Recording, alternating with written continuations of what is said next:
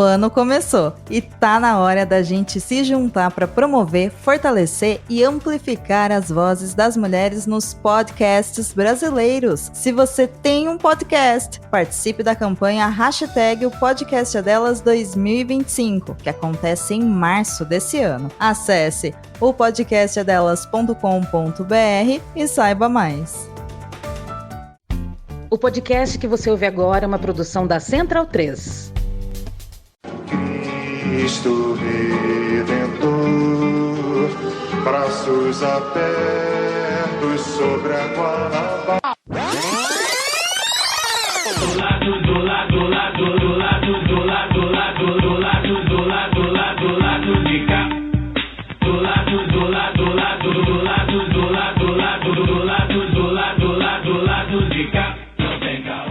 Bom momento, espectadores e espectadoras do lado B, e bom momento, claro, aos ouvintes da Central 3. Hoje é quinta-feira, dia 27 de março de 2025. Eu sou Caio Belandi, direto aqui do Saúl Estúdio, chegando para o lado B do Rio 353, aqui no YouTube e também no seu feed de podcasts. Quem está no YouTube já sabe, a gente precisa que você assine o canal, se não for assinante, está chegando aí agora, se inscreva, ative a notificação, é importante também para não perder nada do que a gente tem publicado aqui. Tem tido bastante conteúdo no YouTube. Enfim, compartilhe nas redes sociais, compartilhe nos grupos que você tem de amizade, de WhatsApp e tudo mais. Comente, deixe seu feedback, deixe seu like, pra gente é importante, tá?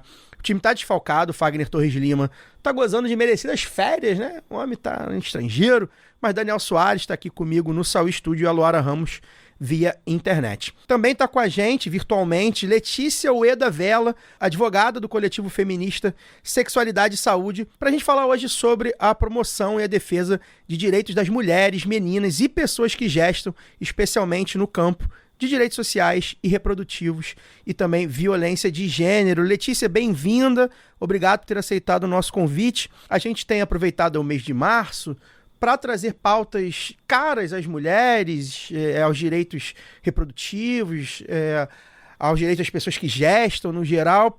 Enfim, é o março, né, o mês das mulheres também. Esse episódio a gente já meio que vai fechar com chave de ouro aí uma série de episódios que a gente tem feito de vários programas do lado B.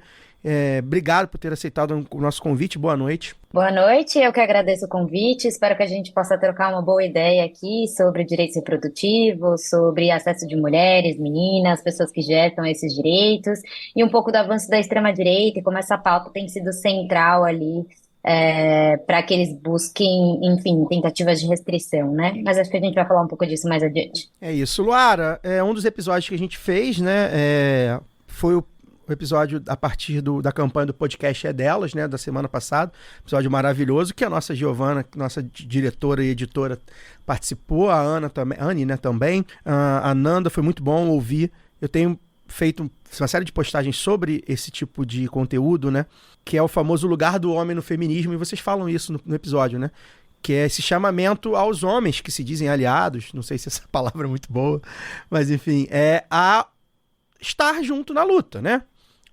Daniel, casado com uma feminista atuante, né? Sabe como é isso. E um desses lugares, você mesmo disse, né, Lu, é o lugar da escuta. Ouvir o que as mulheres têm a dizer, né? E eu fiz esse exercício, ouvi o programa da semana passada, muito bom, recomendo a todos. Acho que tratou do tema, que é o tema, enfim, central da luta das mulheres, a partir de uma perspectiva do audiovisual. Então foi bastante interessante. Deixo meus parabéns aqui em público à nossa Giovana. E a você também, Luara. Então acho que a gente engrandeceu o lado B e mais um ano fazendo parte da campanha também, que é uma campanha que força exatamente isso. Colocar mais mulheres em pauta. Então eu queria que você, no seu boa noite, que você falasse um pouquinho sobre como é que foi fazer esse programa na semana passada. Valeu, Caio, Daniel, minha saudação aí também. Letícia, obrigada por estar com a gente hoje. Já vou deixar aqui um abraço para a Gil também, que participou desse episódio, foi muito bacana, eu fiquei muito feliz com o resultado e com o retorno também, muita gente comentando, recebi muitas mensagens, a maior parte de mulheres ainda, mas quando a gente faz essa provocação, Caio, é justamente disso, assim.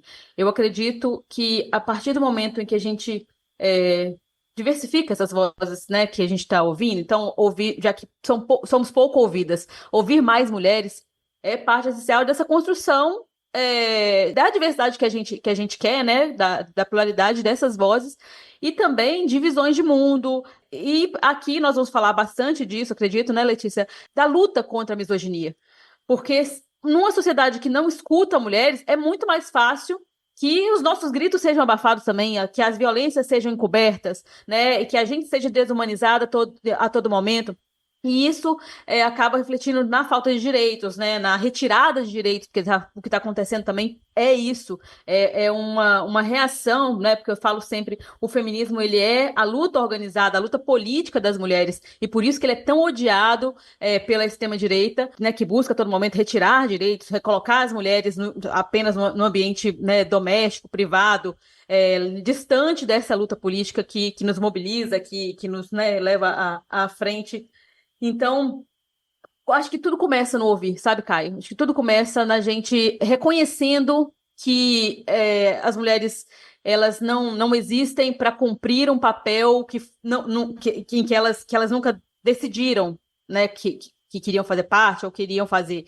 Elas existem para além disso, elas existem como ser humano, como sujeito de direito, como pessoas que pensam, que gestam também. Então, há várias formas de maternar, isso também precisa ser colocado, né? Porque a gente sabe que existe uma mãe padrão, né, Letícia? E ela nunca é diferente de uma mulher branca, cis, de classe média. Então, também, até esse lugar que é tão sagrado da mãe na sociedade é negado para muitas mulheres, né? Principalmente as mulheres negras, as mulheres pobres, as mulheres periféricas. Então, ouvir, acho que faz muito assim, é um exercício muito básico, mas é o primeiro deles, assim, é o que nos humaniza, sabe? É o que nos diz, nos aterra, nos coloca ali, olha, estou diante de um outro ser humano. Então, fiquei muito feliz com o resultado, fiquei feliz de saber também que você ouviu, Caio, gostou. Agradeço os seus parabéns lá no Instagram, até repostei. Os parabéns pelo aniversário do Galo, eu não vou agradecer, não. Tá bom? Então, boa noite aí para nós e que, né, espero que todo mundo fique com a gente até o final, porque tenho certeza que hoje também será um grande episódio. Filho rebelde esse Galo, né? Nosso filho rebelde, Daniel. Vem com gracinha ao vivo não, hein? Aqui ao vivo não, hein? Olha Dani, a palhaçada. Dani, boa noite. Ainda boa noite. Sobre isso, né? Nosso público é majoritariamente masculino, como as pessoas devem imaginar. Nós começamos... Dizem as pesquisas. E nós começamos só homens, né? E hoje nós ainda somos maioria homens, então isso também diz muito, né? E eu fiz essa, não gosto de dizer provocação, mas esse chamamento, né? Porque assim, nosso público é de homens e há uma chance, a gente não viu números, a gente não se atém tanto a números assim, mas assim, há uma chance de muita gente ter passado o programa, porque era, vai ser sobre mulheres, com mulheres, né? Então eu quis fazer essa provocação. A gente aproveitou o mês de março, não é muito comum, a gente nem faz muito isso, né? O mês negro, o mês, mas a gente nem tenta fazer muito isso, a gente tenta espalhar, mas a gente aproveitou a campanha, manda um beijo pra Domênica, que tá sempre nessa campanha, pra chamar. Eu falei, irmão, ouve isso aí, que é importante pra gente ouvir, pra gente entender, até que pra gente, o que tá falando aqui, né? Claro. E foi bem legal, você também ouviu, a gente boa noite. Sobre, né? Deixar o parabéns aqui, também reiterar pra Luara, pra Gil, pra Nanda, que deve estar escutando a gente também. Ficou bem bacana o programa, e até soube coisas, né, das pessoas que estão sempre ao redor da gente não sabia que a Gil era poliglota. Então, a próxima vez que eu for ao estrangeiro, num país de idioma exótico, eu vou pedir aqui um guiazinho, né, de bom dia, boa tarde. É isso. Mas é isso, ficou bem legal e parabéns pra elas. E aí, pra quem não ouviu, é sobre, né, a entrada das mulheres no audiovisual e tal. E também tem a ver com recortes de classe, por exemplo, porque a Anne é de Caxias, né? Então, assim... E trabalha com cineclube de periferia. Da Baixada. Então, assim, é diferente, né? Como a Laura falou, tem um recorte. Né, Lu, você quer complementar? Quero sim, Caio. É porque você falou, e aí eu me atentei para isso aqui, que quando a gente fala, né, essa coisa dos aliados e tal, acontece que tem muito companheiro, muito camarada nosso aí, que acha que já sabe, assim. Então ele acha que, já que eu não sou abusivo, eu nunca sou essa pessoa, o cara nunca é essa pessoa, né? Já que eu tô ali seguindo a cartilha, às vezes até eu entendo, eu até entendo essa boa intenção, reconheço essa boa intenção, mas acha que então não precisa mais ouvir. Eu já sei, não pode bater, não pode brigar, não pode levantar a voz, já tô de boa, sou aqui um aliado. Mas é justamente assim, se você perguntar, é uma coisa básica, assim, quais mulheres ele admira, sabe, vai ser difícil sair um pouco ali do lugar da namorada, da mãe, da esposa. Então, essa provocação, ela é muito interessante. Ouça mulheres, leia mulheres. Você sabe citar uma mulher filósofa, sabe? Já leu uma mulher filósofa, né? Uma historiadora, reconhece uma advogada, né? Isso é complicado, porque você vai fazer essa pergunta, eu faço essa pergunta para, às vezes, alguns amigos próximos, e é difícil, sabe? Demora para poder pensar. Aí você pergunta, homem, daqui para ali. Então, eu acho que é uma provocação válida, sim, e que os companheiros aí, aliados, saibam que podem fazer um pouquinho mais, sempre um pouquinho mais, porque trabalho tem muito, viu, gente? Não tá faltando trabalho, não, mas tá faltando gente para poder ajudar. Acho que vocês podem colocar um pouquinho mais a mão na massa, ou então os ouvidos apostos aí. E é um exercício, né, Lu? Eu até coloquei isso, assim, na música. Talvez seja uma das áreas onde há mais espaço para as mulheres, né? Muito, principalmente no Brasil, muitas cantoras, mais muitas destaque, bandas, né? muito destaque. Outro dia eu fui me pegar, eu adoro, Clara Nunes é uma das minhas preferidas, Maria Rita, enfim, tem várias mulheres que eu posso citar. E outro dia eu fui olhar, quando eu tava só ouvindo homem. Aí eu falei, pô, mas peraí, eu gosto, não é que eu não gosto, eu gosto, Maria Bethânia e tal. Aí é um exercício, falo pra vocês, homem que nos vê aqui, né? É um exercício, tem que botar assim, tá, beleza, quero ouvir alguma coisa, vou procurar de alguma mulher, né? Como a Gil falou, diretoras, tem diretoras mulheres aí, enfim, de cinema, e assim vai, é um exercício mesmo, porque se deixar, cara, a gente vai ouvir só homem. É foda, não é simples mesmo, não. Então fica aí esse recado para vocês ouvirem o podcast da semana passada, que também fala sobre isso. A gente, antes de iniciar o papo, tem uns reclames de sempre, né? Tá chegando aí fim de mês a galera tá mais apertada, mas também quem usa cartão de crédito, o cartão já virou muitas vezes, né? Então a gente pode ser que a fatura já tenha virado. Então a gente convida todos e todas que estão nos vendo e nos ouvindo a apoiarem o Lado B em apoia.se/Lado B do Rio. São 3 planos de financiamento. O plano fechamento de R$10 por mês, e nele você concorre aos sorteios da Camisa Crítica e recebe toda quinta-feira a newsletter Lado B de Ler, com textos, reflexões e dicas culturais dos painelistas diretamente no seu e-mail. Newsletter tá na moda, saiu até no Globo, a volta das newsletters e tal.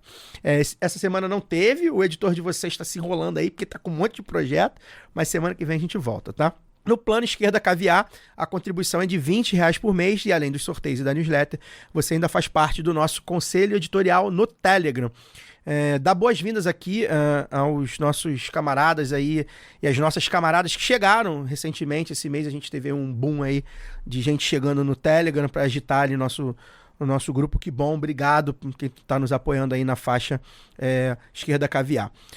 E a última faixa é a Bom Burguês de R$50, porque quem pode dar mais deve pagar mais, é a nossa medida aí de distribuição de renda. Se puder, considere apoiar o Lado B em apoia.se/Lado B do Rio. Você também pode apoiar pela orelo.cc/Lado B do Rio, a plataforma que você achar melhor.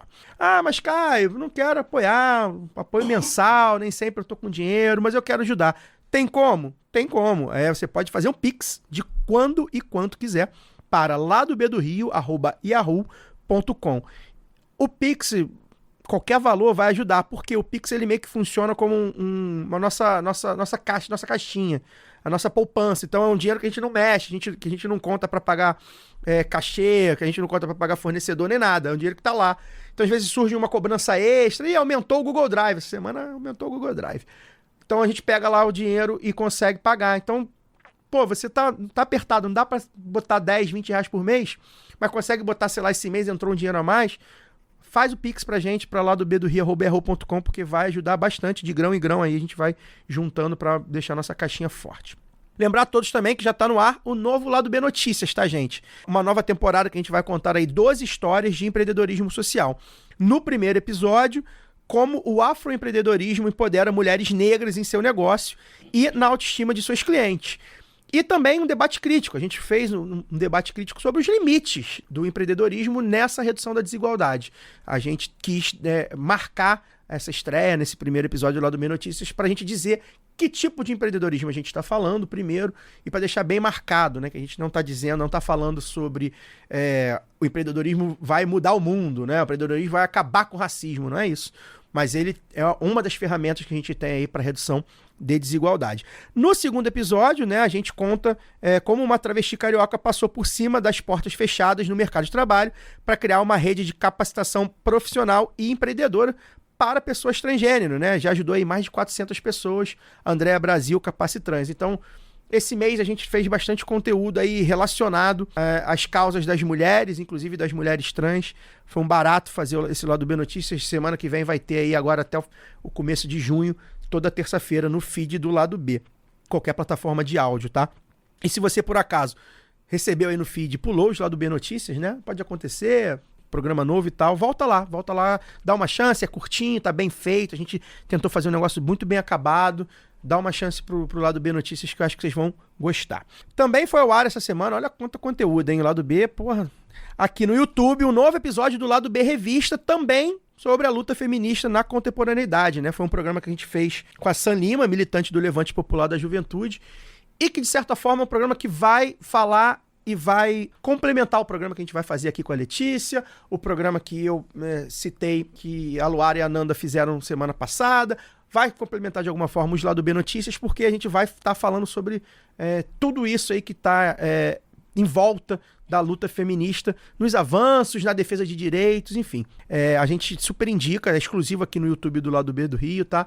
Se você tá aí na plataforma de áudio, corre lá pro YouTube, dá uma chance pro Lado B Revista também. Muito legal, a Giovana é uma das nossas entusiastas, a Gil, a nossa diretora, gosta muito dos programas, né, Gil? Depois indica lá na tua rede. Letícia, te chamar pro papo novamente. Queria começar um pouco a grande questão da última semana, né? Só se fala nisso, e que bom que só se fala nisso, né? A série Adolescência da Netflix, ela tem batido recorde de audiência, de engajamento, as pessoas estão falando muito sobre, para além da questão do audiovisual, e mais uma vez aí o audiovisual pautando o debate, que bom. Ela fala, para quem não sabe, para quem de repente estava desacordado, aí, desavisado, né? Ela mostra, traz luz, né, aos grupos, né, masculinistas, ultramasculinistas, ultramisógina, red pill, incel, essas coisas.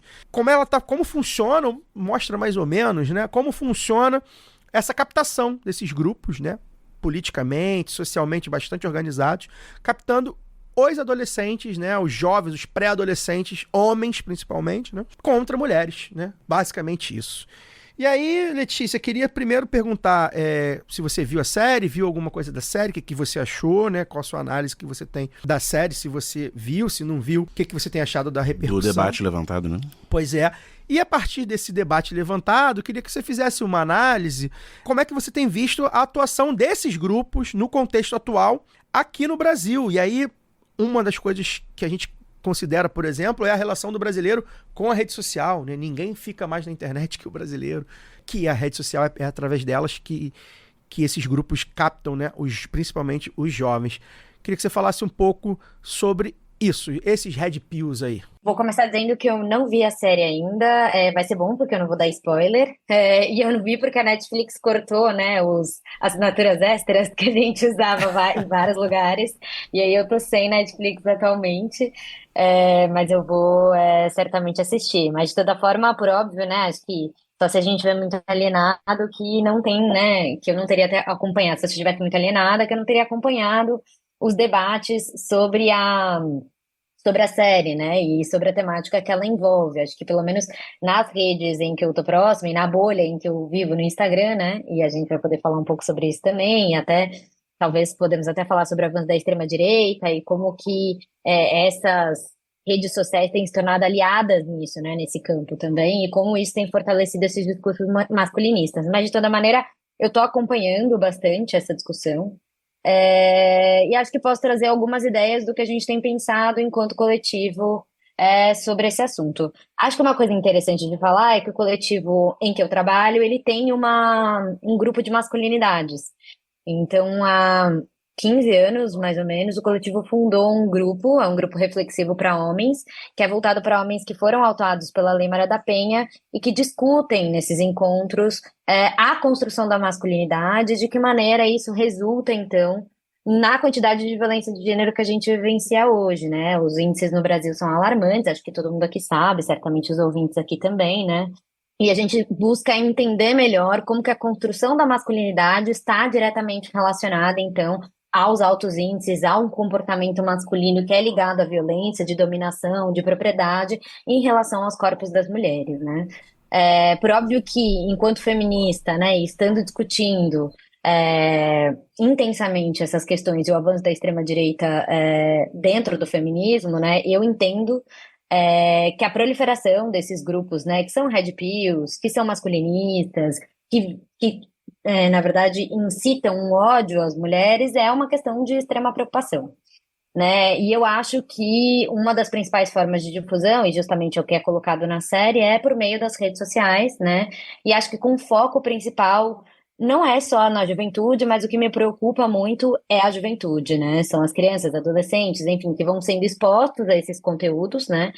Por estarem presentes nas redes sociais, o que é algo inerente à adolescência, então não há como dizer que eles não vão estar presentes ali, mas como que esses grupos masculinistas sabem captar muito bem esse tipo de público, e em alguma medida já desde o início começar a incitar a construção desses valores num momento tão importante da vida, que é esse momento de desenvolvimento, né, dos principais valores, das principais questões, e algo que acaba não sendo acompanhado nem mesmo pelas pessoas que estão próximas daquele desenvolvimento daquela criança ou daquele adolescente, né, então a série mostra muito isso, né, então a escola que não vê, os pais também que não vislumbram, diante de uma sociedade que expõe, né, aquele menino a conteúdos extremamente violentos e que ele vai absorvendo esse ódio que resulta, enfim, em até um episódio fatal, né, que tem um episódio fatal bastante grave. Tô falando isso porque isso não é spoiler, né, tá todo mundo Sim. sabendo, eu não vi a série, já tô sabendo.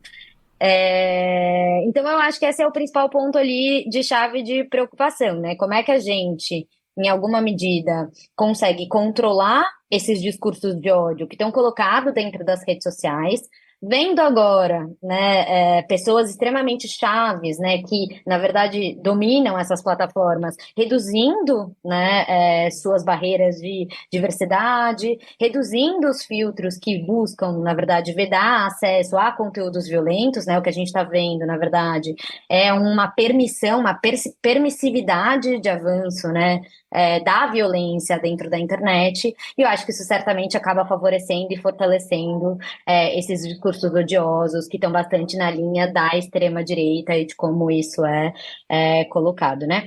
Acho que também vale fazer uma associação, e aí vou, enfim, deixar também para vocês comentarem, a gente poder fazer um bate-papo, que é pensar o quanto que esses grupos masculinistas também não fortalecem esse ideal de família nuclear. De que maneira isso também não é uma forma de proliferar valores extremamente conservadores que buscam proteger uma família muito certeira, que é a família cis heteropatriarcal, né? E que garante às mulheres um determinado papel e aos homens um outro papel, né? E um papel que é muito associado à violência, né? Então, acho que isso também está ligado à construção de valores que estão ali arraigados no avanço da extrema-direita no Brasil e no mundo, né? Se a gente for observar.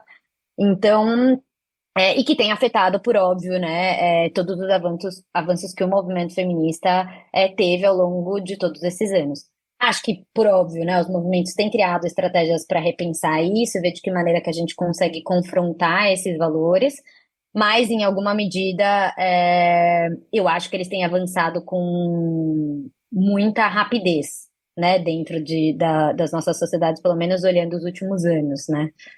Então acho que é mais ou menos por aí. E Letícia, ainda sobre esse assunto, é algo que eu tenho batido bastante na tecla nas leituras que eu faço, no debate que eu faço, por exemplo, com minha esposa, que é professora, que é feminista, que, enfim, tenta estar ligada nesse assunto. Uma das coisas que até vi gente boa falando sobre isso, né? Não é novidade, né? O machismo tá aí, o patriarcado tá aí, a misoginia tá aí, né?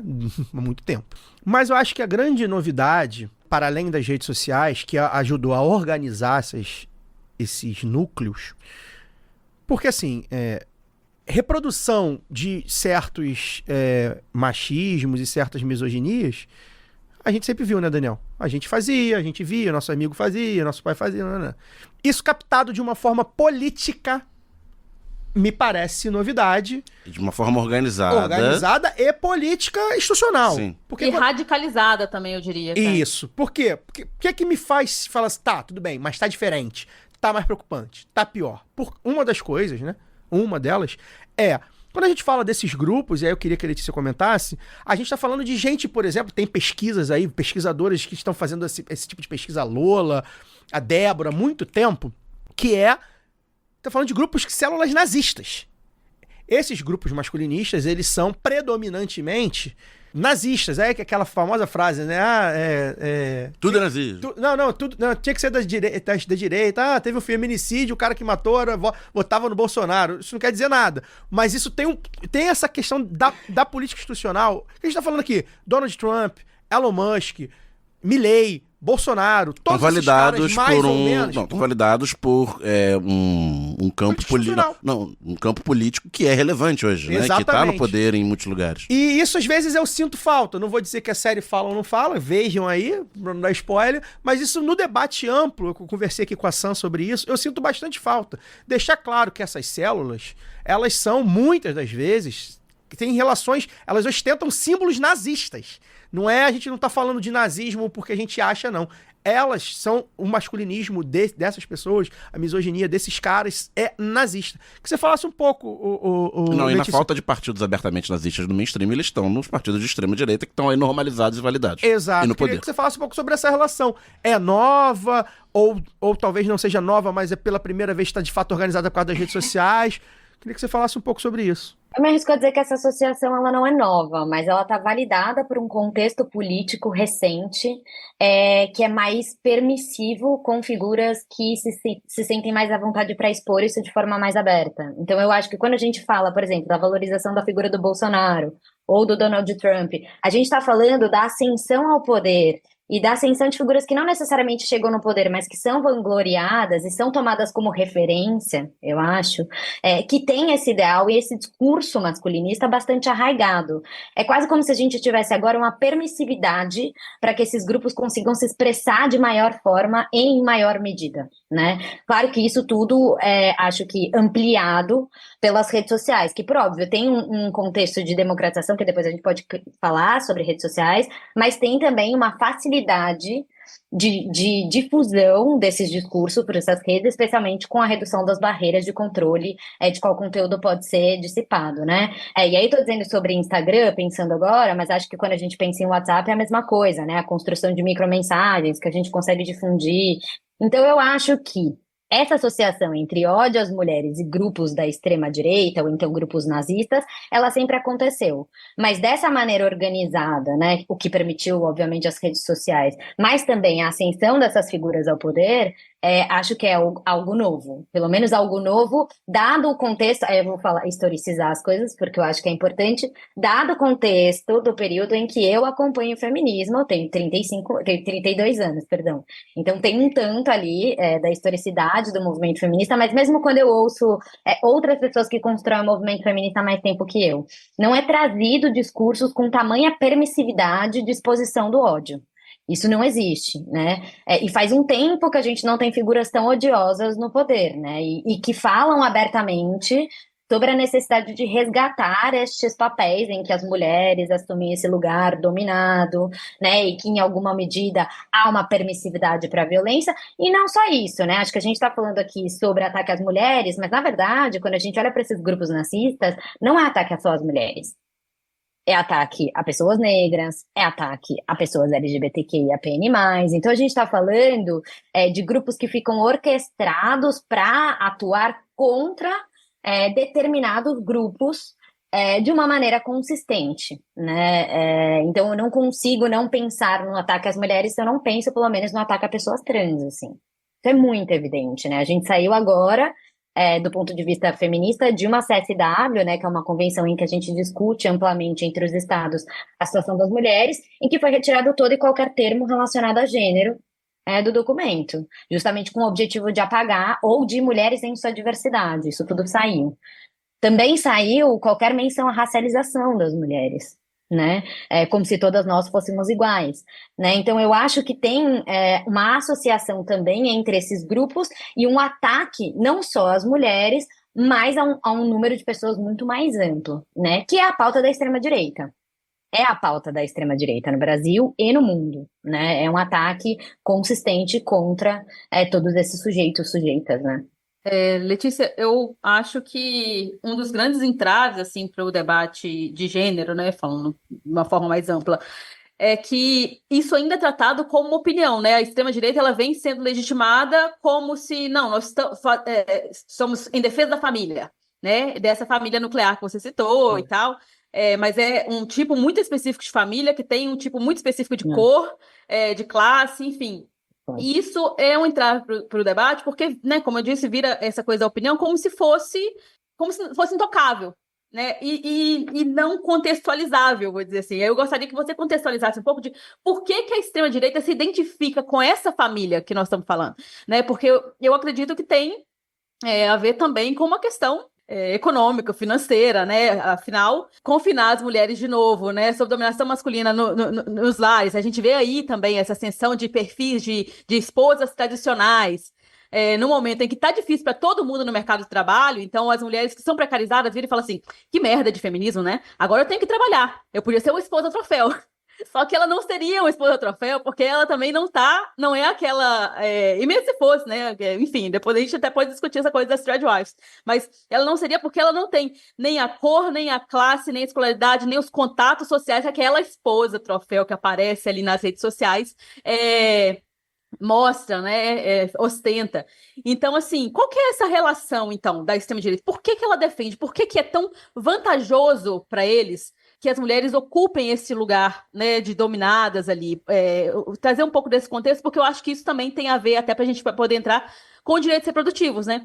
Então, assim, quando se fala como eu falei, a defesa de uma família, também é a defesa de um método eugenista, né? Esse tipo de família que vai reproduzir só aquele tipo de gente que eles escolheram, porque nem todas as pessoas Claro. na nossa sociedade têm direito a sua descendência, né? Então, falar um pouquinho disso, desse contexto e dessa relação da extrema-direita.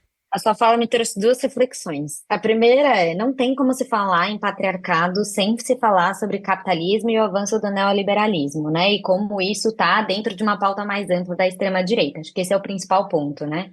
Então, por óbvio, né, quando a gente está falando de papéis sociais exercidos por cada uma das pessoas da sociedade, a tentativa de um retrocesso no sentido de questionamento e de retorno das mulheres ao lar, não tem como a gente não pensar no contexto político mundial e econômico, né? A pauta da extrema-direita, ela não é construída à toa.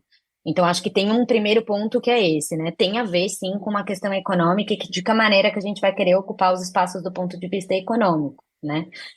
Outra questão, eu acho, na verdade, até me abriram três reflexões, né? Então, acho que essa é a primeira, né? De pensar essa associação e entender que, na verdade, quando você está defendendo o retorno das mulheres ao lar, isso está extremamente associado enfim, a um reforço do sistema capitalista da forma como ele está sendo colocado e a um reforço também no neoliberalismo da forma como ele está avançando no Brasil e no mundo, né? Então, acho que esse é um ponto inicial. Uma segunda coisa que você me colocou, que eu acho que é importante da gente pensar quando a gente está olhando discursivamente a extrema-direita, é pensar de que maneira que eles vêm construindo as narrativas, né? E eu acho que as pautas morais, a partir das narrativas que eles constroem, tem um ganho para eles, porque eles reúnem as narrativas a partir de um consenso comum, tá? E aí vou explicar o porquê. E vou fazer uma linha, então, também com direito ao aborto, né? Então, primeiro a gente fala assim, eles defendem a família. Família, do ponto de vista de como é arraigada, a gente é um Brasil, sociedade cristã, então acho majoritariamente cristã, então acho que a gente tem que entender onde é que estão colocados ali os nossos valores, né? Quando eles dizem que eles defendem a família, é quase unânime para o brasileiro dizer, eu também defendo, né? Ou quando eles dizem, eu defendo a vida, no caso do aborto, é quase unânime, ninguém vai dizer, eu não defendo a vida, né? Então eu acho que do ponto de vista de ganho político, para que eles avancem nas suas bases eleitorais também, porque depois a gente pode discutir o avanço da extrema-direita, enfim, todos os legislativos, né, municipal, estadual, federal, eles conseguem aglomerar as pessoas em torno de valores. Valores esses que conferem certo conforto para a população, no momento em que o neoliberalismo avança de uma maneira muito cruel e que precariza a vida das pessoas de uma forma muito dramática, né?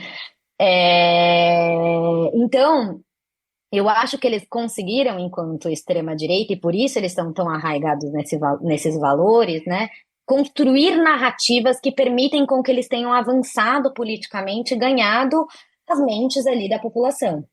Agora, o que cabe a nós, né, enquanto movimento feminista, enquanto esquerda, né, é pensar como é que a gente passa a disputar esses termos, né? Porque talvez quem defende a família somos nós. Porque talvez quem defende a vida somos nós, Porque talvez quem defenda o direito à liberdade, porque eles estão se apropriando cada vez mais do linguajar dos direitos humanos também, né? Mas talvez sejamos nós, talvez seja a esquerda, talvez seja o movimento feminista, né? Então eu acho que eu fui para esses dois lugares, não sei se eu respondi, mas eu acho que tem a ver com isso. Eu lembrei também daquela senador Magno Malta que usava bastante, né? Todos contra a pedofilia. Acho que tem até uma entrevista no jogo que o jogo fala assim, mas quem é que é a favor? Ou quem é que vai pelo menos admitir, né? Que é a favor.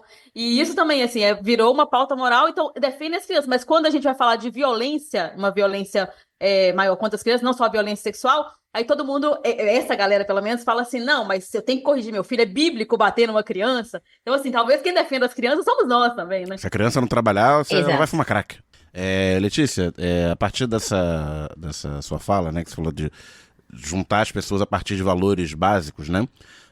E aí, sendo um pouco teoria da conspiração, porque nos últimos anos várias teorias da conspiração, né, foram cada vez mais comprovadas e tal. Até que ponto essa proliferação do discurso masculinista nas redes, sobretudo voltado a adolescentes, a pré-adolescentes, né, é um projeto organizado, não apenas das plataformas se desresponsabilizando, visando lucro, mas até mesmo dentro de uma lógica de, aí usar a palavra que eles gostam muito, de doutrinar toda uma nova geração, né? Eu sou pai de uma pré-adolescente, né? De uma menina que está a um passo de entrar na adolescência, e por conta da série, né, desse hype, teve o podcast lá com a juíza da comarca de menores, falando, né, que eu não quero prender o seu filho, aí tem toda uma discussão de que para os jovens negros pobres ela não fala isso, mas ela fala, mas enfim, se atendo ao conteúdo da fala dela, né, dos grupos de Instagram, dos grupos de WhatsApp, TikTok, como o algoritmo funciona, né, para entregar esse discurso para os meninos e para as meninas, né? Para as meninas é o discurso de competição, né? De fazer bullying com a mais feia, com a piranha, etc. E com os meninos de resgatar esse discurso do macho dominante, né? Que aí não é nem macho alfa, agora tem o macho sigma, né? Tem todo um vocabulário. E aí eu, como pai de uma menina, né, de pré-adolescente, estou em vários grupos, né? Grupo de escola, grupo de amigos que têm filhos e tal. E aí, quando isso veio à tona, sobretudo as mães de menino começaram a trazer que os filhos estavam falando de macho sigma, que estava falando sei lá o que de mulher e tal, meninos de 10, crianças de 9, 10, 11 anos, de uma bolha de classe média progressista no Rio de Janeiro.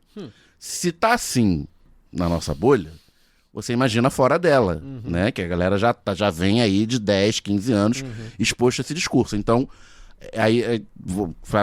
fiz todo esse nariz de cera para voltar à minha pergunta. Até que ponto isso é um projeto para produzir uma novíssima geração, né, que já cresça com esse discurso na ponta da língua e que quando for votar daqui a 5, 6, 8 anos, né, vai se interessar pelos políticos da extrema-direita, porque eles vão trazer esse discurso que eles vão ter no campo moral. Só para complementar, Letícia, principalmente considerando, né, Daniel, os avanços que a nossa geração, por exemplo, viveu nessa pauta.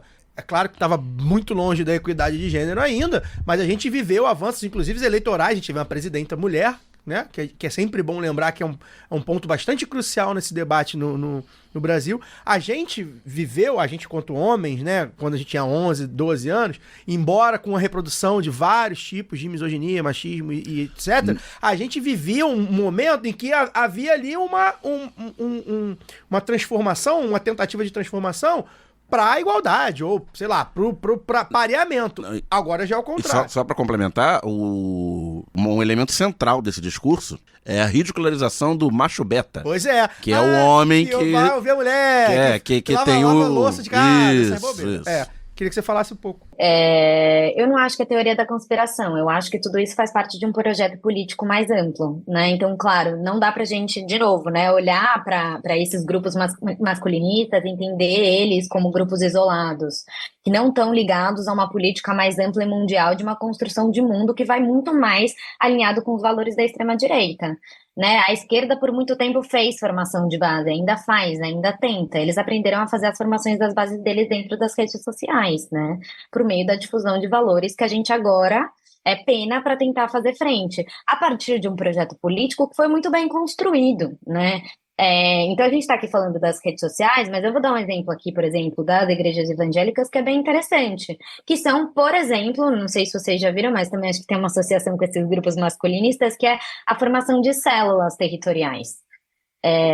Então, o que eles fazem, basicamente, né? Eles têm as grandes igrejas localizadas nos territórios, eles passaram a transformar as igrejas das pessoas, né, que são os fiéis, que em alguma medida seguem aquela religião, em pequenas células para conseguir difundir esses valores, né? E eu conheço células, por exemplo, que são compostas puramente por crianças e adolescentes, né? Então, tem uma pessoa que recebe, mas você vai difundindo esses valores a partir de uma territorialização.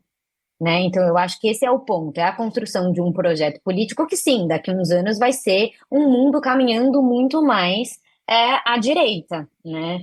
Acho que esse é um ponto. Outro ponto que eu acho que vale a pena a gente associar, que talvez seja um pouco de viagem, mas que eu vou trazer aqui, porque veio na minha cabeça e eu acho que vale a pena a gente discutir, acho que tanto faz parte de um projeto político que, em alguma medida, não sei se certamente vocês lembram, mas, por exemplo, há alguns anos atrás, eles também trabalharam essa questão da escola sem partido, ou do homeschooling. É a extrema-direita que pauta essas duas pautas. E quando a gente fala, né, do escola sem partido, a gente está falando de uma escola que não discute questões, né, políticas e que não discute papéis de gênero. Então você esvazia o espaço escolar, você fortalece esse espaço das redes sociais, porque eles têm muita habilidade de difusão a partir daí. E utiliza discursos que são muito mais fáceis de serem captados pelo senso comum, né? Esse é um ponto. Se a gente for pensar no homeschooling, é a mesma coisa. Né, esvaziamento desse espaço de socialização, né, esvaziamento do espaço da escola, que poderia sim ser um espaço para, em alguma medida, eu não acho que dá para ser 100% isso para fazer frente, tá? Mas que poderia ser uma das estratégias para fazer frente a esses discursos odiosos, né, para você conseguir inserir as crianças cada vez mais confinadas dentro das suas próprias casas. E aí, onde elas vão ficar expostas ao mundo? É por meio das redes sociais, que é o lugar onde eles têm um projeto político muito claro de dominação, né? A eleição do Trump, apoiada pelos grandes dominadores, né, pelas figuras dominantes das plataformas digitais, é muito representativa desse projeto político de mundo. Não à toa ele conseguiu aliar essas pessoas. Não à toa a gente está tendo uma mudança nos algoritmos. Né? Porque eu acho que isso tudo faz parte de um avanço que, se a gente for olhar historicamente, vai concatenando as peças para a gente chegar onde a gente está hoje. E que são todas pautas que foram paulatinamente defendidas pela extrema-direita, e que, se olhar isoladamente, parecem que não faz sentido nenhum, que não tem conexão. Mas aí a gente vai vendo, né, como que a gente chega nesse momento em que as redes sociais ganham tamanha projeção, em que a gente não tem mais nenhum tipo de filtro sobre o que chega em cada uma das pessoas, em que a escola vai sendo esvaziada, em que os espaços de socialização vão sendo esvaziados, e aí cada vez mais as pessoas ficam confinadas, expostas a esse tipo de conteúdo que, quanto mais você consome, mais você é exposto a ele. E menos você é exposto a conteúdos diversos e que contrapõem, né? Se retroalimenta, né? As pessoas vão produzindo aquilo e a rede social vai formando e vai reproduzindo e vai formando, vai se retroalimentando. E essa retroalimentação também, só para poder complementar, também ataca diretamente essa nossa capacidade de mobilização, de socialização primeiro, mas depois de mobilização, né, de sair desse ciclo, né, de sair das redes. E aí é que eu acho que me choca bastante quando a gente vê esses grupos masculinistas, assim, que geralmente os meninos, né, os jovens, são pessoas que, assim, parece que nunca tiveram contato com o mundo real, assim, com pessoas reais, não sabem se relacionar, basicamente, sabe, com coisas assim, chega a ser chocante. Eu não consegui, por exemplo, ver a série, porque para mim foi um gatilho muito forte, inclusive o tom de voz do ator, porque meu namorado assistiu aqui, e quando eu passava ali na sala, era uma coisa que me marcou, assim, o tom de voz, né, aquela coisa falo do protagonista, sabe, sem grandes spoilers, porque vocês já devem ter visto trechos também. E aí, esse lance da socialização, eu também tenho irmãos, né, tenho um irmão jovem, adolescente, é o tipo de coisa que não só preocupa, mas que a gente fica pensando onde é que começa, onde é que pode terminar, né? Como é que a gente lida com isso? Começa assim, o ponto de socialização, porque nós estamos falando também, pelo menos da geração do meu irmão, que pegou ali uma pandemia, Então a gente tem agravantes também nesse meio do caminho, a gente tem coisas que acabam, né, piorando a situação ainda. Então as redes sociais hoje não são só, já era uma realidade para nossa, né, para essa geração, para nossa geração também, e agora para esse pessoal, né, para esses jovens que pegaram a pandemia, isso virou assim, eles fizeram aula online, aprenderam que dá para fazer muita coisa online, que talvez nem precisem, online, né? Nós estamos vendo os jovens coaches aí, um movimento de jovens coaches que fala, não, eu tiro muito mais do que um médico, para que eu vou fazer faculdade?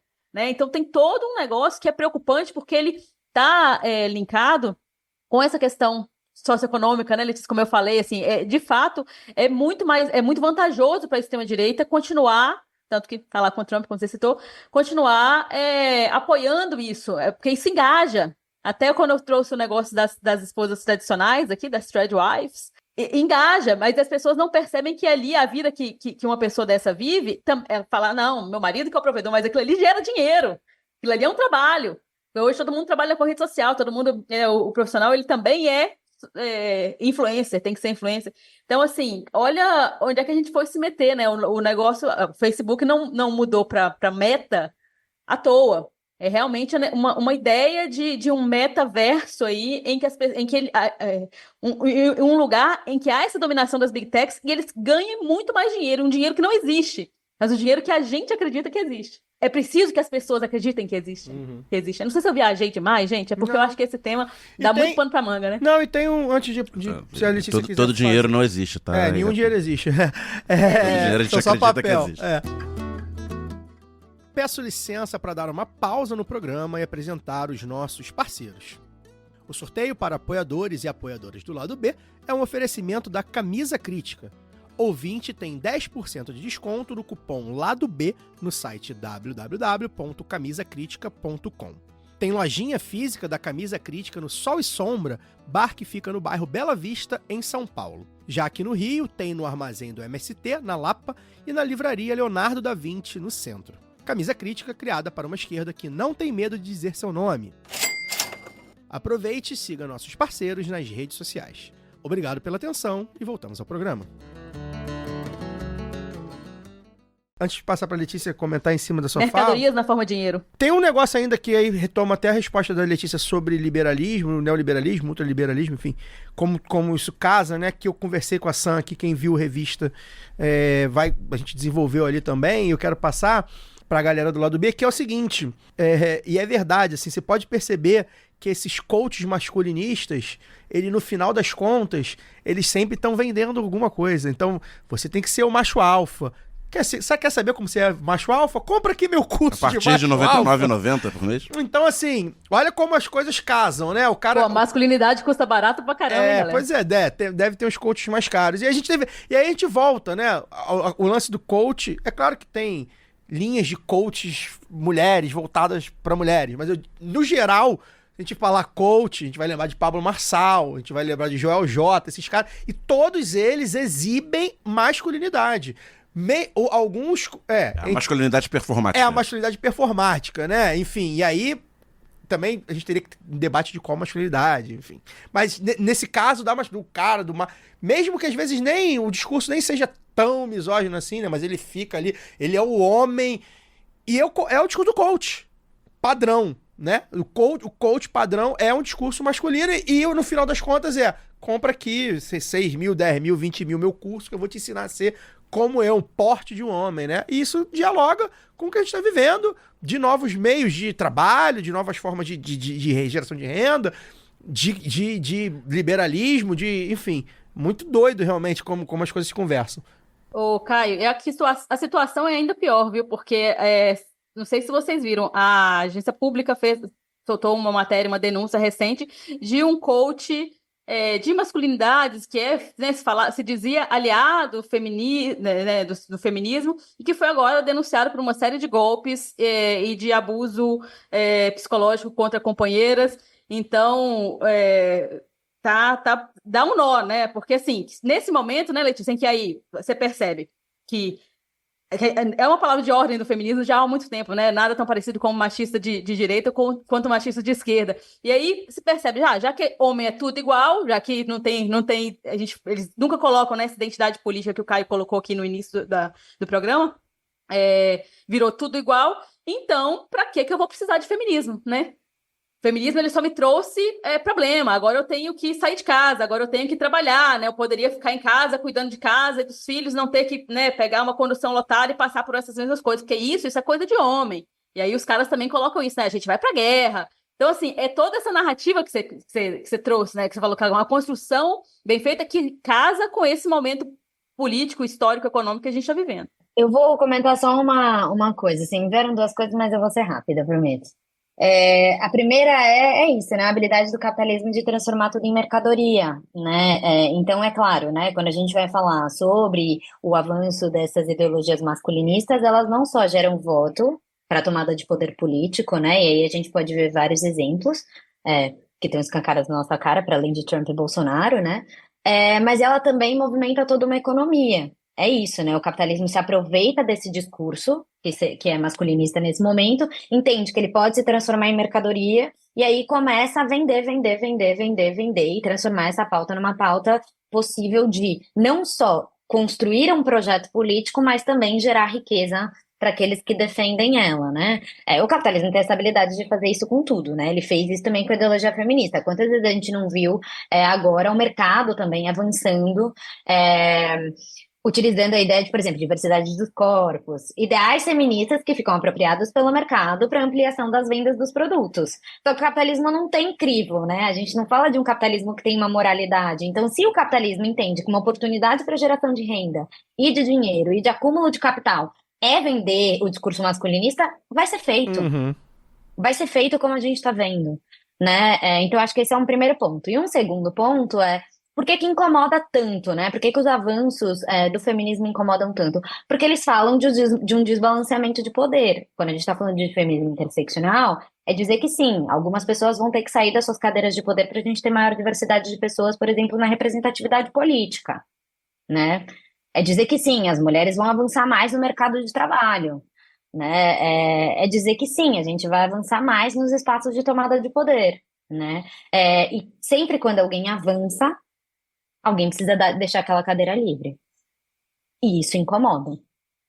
Isso incomoda uma determinada classe que é quem domina o privilégio e quem ainda hoje está nas principais cadeiras de tomada de decisão e também nas principais cadeiras de acúmulo de capital, né? E aí, por isso, esse projeto político que é mais diverso, que é feminista, que é antirracista, precisa ser destruído. Porque, em alguma medida, ele ameaça, né, o poder como ele está conformado hoje. Se a gente for pensar de uma maneira mais ampla e se a gente for pensar a partir de uma reforma estrutural, né? Então, o capitalismo absorve as demandas até a página 2. Mas depois isso acaba falando assim, não, você vai destruir o sistema, você vai questionar as bases principais do sistema. Está questionando muito o sistema patriarcal, então a gente precisa retroceder. Então vamos avançar com as pautas morais, vamos acabar com as políticas de diversidade a nível do que o Trump tem feito, né? E que a gente não sabe como isso vai afetar aqui no Brasil. Mas eu acho que é isso, porque pega. Porque pega os meninos. Porque em alguma medida é isso, né? Quando a gente questiona esses papéis de gênero, parece que há uma perda de poder. A gente pode depois questionar quão ruim é essa conformação da masculinidade como hoje ela está colocada. E o quão agressivo isso é também para os homens, né? Porque se a gente está falando de uma violência de gênero que se expressa contra as mulheres, a gente também fala de um cenário bastante violento para homens, né? O tempo todo. Quem são as pessoas que mais morrem em acidentes de trânsito? Homens, né? Quem são as pessoas que têm altos índices de suicídio? Homens. E a gente vai falando dessas realidades justamente pela construção da masculinidade como ela é, né? Então tem documentários que colocam um pouco isso, né? Que tem inclusive da Netflix, que eu esqueci o nome também, mas que ele trata justamente disso, né? Do quanto a masculinidade hegemônica, ela é nociva para os homens e principalmente para os adolescentes. Sim. Então mostra alguns grupos de adolescentes que não sabem nem o que é chorar, expressar as próprias emoções, enfim, isso vai resultando depois em danos cada vez maiores. Quem é mais morto me veio uma outra ideia, né? Mas quem é mais morto com o uso de armas? São homens, né? Isso está diretamente ligado à forma como você constrói a masculinidade no mundo, né? Que expõe essas pessoas a esses tipos de violência também. Então, parece que é um projeto político que as pessoas só perdem poder a uma primeira vista, se a gente for falar do homem, mas em alguma medida nem tanto, porque também tem perdas de estar nesse lugar patriarcal, né, e do reforço desses ideais, mas eu acho que isso não é tão evidente e não é tão fácil de comunicar, Não é simples de comunicar. A Máscara em que Você Vive é o nome do documentário que você citou, da Netflix? Isso, né? A nossa Giovana salvando aqui. Letícia, quero te fazer uma última pergunta pra gente te liberar. Falar um pouco de aborto, né? Do direito ao aborto. O Brasil tem uma legislação que é uma legislação bastante limitada, mas que ainda tá aí, que tá sendo atacada, né? E aí, atacada para que se retroceda. Se retroceda, né? E enquanto a gente tentava avançar, o movimento feminista sempre pautou avanços nisso, a gente está tendo agora, né? O movimento feminista agora está tendo que defender o que tem. Na política institucional, em alguns temas, como você falou, o Brasil é um país cristão, mas são dois cristianismos no Brasil, né? Como em muitos lugares. O protestantismo, e a partir do protestantismo, os evangélicos, fundamentalistas, os neopentecostais, enfim, os mais progressistas, enfim, os evangélicos, e a Igreja Católica, que o Brasil ainda é um país católico. E em alguns temas, há algumas divergências entre católicos e cristãos, vamos botar ali as lideranças, né? Mas no aborto o Megazord se forma. E aí eles dão a mão e aí fala que isso aqui a gente... E é o que a gente sempre fala, a esquerda é dividida, a direita também é muito dividida. Porém, na hora do vamos ver, se tiver uma pauta, eles se unem. E isso é uma pauta que une eles. Eles esquecem as diferenças. Não, inclusive como as lideranças de esquerda, no mínimo, se calam. Quando religiosas. Eu vou deixar até a Letícia falar sobre isso se ela quiser. E aí, nesse cenário todo, para trazer para o Brasil, para falar um pouco de aborto, a gente viu o avanço de Argentina recentemente e Colômbia recentemente, que não podem ser acusados de serem países laicos. São países cristãos católicos. E na Argentina, naturalmente, já sob ataque do governo Milei. Exatamente, e é sobre isso que eu quero falar. Como é que você vê o cenário nos nossos vizinhos, né, que conseguiram esse avanço, que serve de espelho? Eu sei que o movimento feminista brasileiro se espelha muito, principalmente no movimento feminista argentino, que conseguiram esses avanços, mas ao mesmo tempo, e você como advogada também vai poder falar sobre as limitações da lei, porque a lei você assina e a lei você rasga também, dependendo do movimento. E lá, a Argentina, por exemplo, os deputados do Milei já querem retroceder. E aqui no Brasil a mesma coisa. Então, para resumir, minha pergunta é: como é que você vê essa luta para defender o que já tem e tentar ter algum avanço aqui no Brasil, e ao mesmo tempo essa luta para fora dos tribunais, né? Tem processos aí no Supremo e tudo mais falando sobre isso, mas a gente sabe, você como advogada certamente sabe que não adianta só passar uma lei, passar uma jurisprudência, passar uma decisão do STF. Vai precisar tentar mudar um pouco a opinião pública, né? O zeitgeist, né? O espírito do tempo. E isso é mais difícil para uma advogada, principalmente. A gente sempre fala aqui da limitação do direito, né? O direito, a justiça é limitada. Como é que você vê o cenário do aborto no Brasil? Eu queria aproveitar, já que você já puxou, Caio, que era a última pergunta, porque eu acho que, já que, Letícia, Caio está falando para você falar das limitações, eu quero trazer um outro lado, quero te pedir um exercício do que pode ser feito com o que a gente já tem, porque eu tenho na cabeça, assim, que dá para poder fortalecer o que a gente já tem. Então, assim, com instruções, não só campanhas educativas, mas até canais de denúncia também, porque a gente está falando de direito reprodutivo, mas não é só o acesso ao aborto, mas também a parto humanizado na rede pública, porque a gente tem de violência obstetrícia é um absurdo, né? Então, as pessoas que gestam sofrem com isso o tempo inteiro. E aí, se a gente for colocar como pessoas trans, por exemplo, a violência eu imagino que muito maior. Né, até porque é uma coisa completamente marginalizada, né, vou dizer assim. Então, trazer um pouquinho de esperança pra gente, porque sempre eles colocam em pauta umas coisas assim, do nada, e a gente tem que se organizar, e a mulherada, né, os coletivos feministas do Brasil têm sido muito combativas, as companheiras, porque se organizam mesmo, acuam o Arthur Lira, acuamos o Arthur Lira, isso é uma vitória, assim, precisa ser dito. Mesmo a resistência ao governo Bolsonaro foi muito pautada pela resistência e organização das mulheres brasileiras. E aí queria que você trouxesse para a gente um pouco de esperança. O que é que você acha que aí, como, né, dispositivos legais, o que é que pode ser feito para poder fortalecer o que a gente já tem e tentar avançar também, porque eu acho que isso também ajuda na conquista desse espírito do tempo, se não na conquista, pelo menos na disputa desse espírito do tempo, que o Caio também falou. Não, na verdade, bom, eu vou tentar dividir o pensamento em algumas cartinhas, assim. O primeiro é olhar um pouco para os movimentos da Argentina e da Colômbia. Vou terminar com a esperança, tá? Por favor. Eu acho que é para onde a gente tem que ir. Que eu acho não, né? Mas é como é que a gente pensar para onde a gente pode ir. Mas acho que, primeiro dizer assim, que os processos da Colômbia e da Argentina, eles são processos muito diferentes. E eu gostei bastante que vocês focaram, né, bastante no processo da Argentina, porque o processo da Colômbia, ele foi um processo muito mais voltado dentro da Corte Constitucional, né? Então o debate, ainda que a gente fale de um conceito no campo do aborto, que é a descriminalização social, então esse debate de tornar a opinião pública mais favorável ao tema, ele foi importante, mas ele ficou muito mais concentrado ali em debater isso junto aos julgadores ali, junto aos juízes que compunham a corte naquele momento. Enquanto que na Argentina, a gente tem um cenário bastante diverso, né? Que é a via do legislativo e uma pressão popular muito consistente para a defesa do aborto, né? E para a descriminalização do aborto na legislação. Tanto que, para mim, quando eu penso quando eu penso imageticamente no cenário da Colômbia, eu vejo a corte reunida, quase que um STF. Mas quando eu penso na Argentina, eu vejo a rua do Congresso lotada de lenço verde. Não sei se vocês têm essa imagem, mas eu lembro muito bem quando isso aconteceu, né? Por que que eu acho que a Argentina avançou nesse lugar da descriminalização social e da ampliação social do debate naquele território? Porque a Argentina tem um movimento feminista extremamente organizado, que realiza. É um território menor, diferente do Brasil. Acho que a gente pode pensar em várias questões aqui para a gente olhar e pensar por que que em um lugar está mais assim e de outro está de outra forma, né?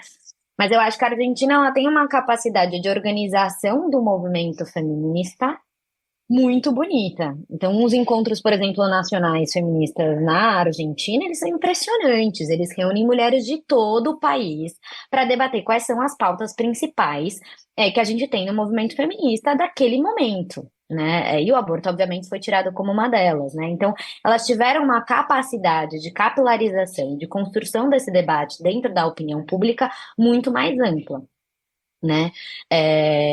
E isso, acho que vale dizer, tanto na Colômbia quanto na Argentina, não foi repentino, é uma construção contínua, né? Não é que de repente estava todo mundo com um lenço verde na rua, eles foram trabalhando, e aí vem um pouco do lugar da esperança também para a gente olhar para as nossas perspectivas, mas eu vou trazer mais algumas coisas. Eles foram trabalhando naquele momento com a lei restritiva, mas questionando, por exemplo, os permissivos legais. Então, eu sei de vários relatos da Argentina em que, por exemplo, eles tinham uma causal de acesso ao aborto, que é interessante, que é uma das possibilidades de acesso ao aborto né, previstas em lei, que é a causal da saúde. Isso é muito importante, porque o que elas fizeram? Elas alargaram a compreensão do que era saúde, com base no conceito da Organização Mundial da Saúde, dizendo que ela não se restringe a uma saúde física. É uma saúde mental, social, dentro de um contexto. E aí conseguiram alargar a possibilidade de acesso ao aborto muito para além daquelas restrições que estavam inicialmente colocadas. Isso tudo, obviamente, construído também com profissionais da saúde que estavam colocados ali dentro dos territórios e que estavam dispostos a tensionar essa compreensão legislativa. Isso é importante porque quando você coloca o aborto como um fato cotidiano na vida das pessoas, você desmistifica muitas coisas sobre aborto. Você desmistifica essa questão sobre o perigo do procedimento. O aborto é um procedimento seguro, mais seguro que um parto. Eu não estou dizendo que parto é inseguro, tá? Mas eu estou dizendo que o aborto é tão seguro que os riscos de complicação são ainda menores que de um parto, se realizado de acordo com o que é orientado pela Organização Mundial da Saúde, né?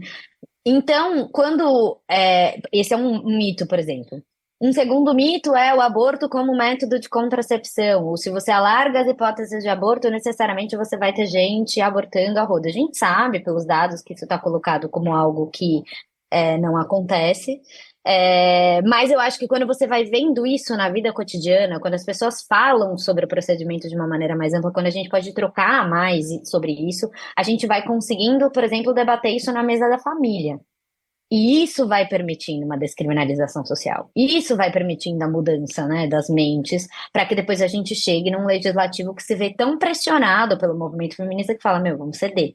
Né, ceder num lugar muito difícil de negociação, assim, num país que é cristão, que tem valores sociais bastante, valores morais ali, daquele ponto de vista mais conservador, bastante arraigados.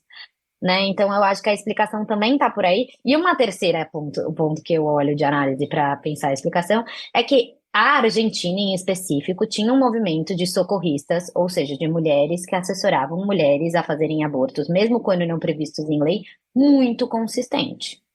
E que falava abertamente que era uma rede de socorristas. Então, é muito famosa a rede de acompanhantes, de socorristas da Argentina. Porque elas falavam, mesmo no contexto de legalidade, sobre o procedimento e sobre garantir acesso de maneira segura. Isso vai permitindo com que o debate público fique mais qualificado. No Brasil, corta para Brasil, né? Falei bastante no movimento da Argentina-Brasil. No Brasil, eu acho que a gente realmente está tendo esse movimento de defesa do aborto legal da forma como ele está colocado. Então, a gente tem discutido muito menos sobre avanços e muito mais sobre garantir aquilo que a gente tem.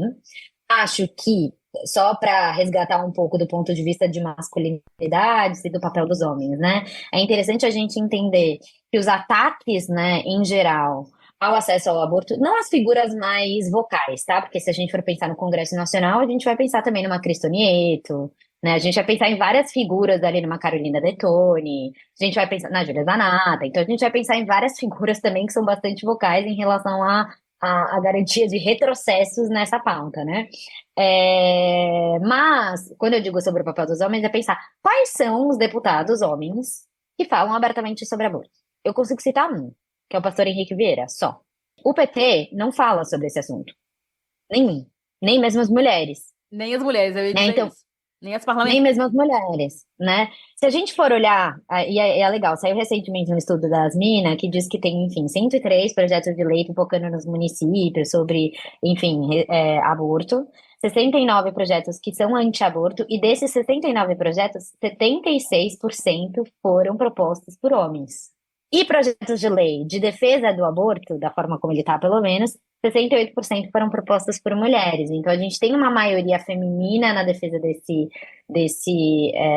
direito, né? Até porque muitos homens, especialmente se a gente for conversar da esquerda, que se a gente for colocar o bode na sala, é verdade, falam que essa é uma pauta identitária e polêmica.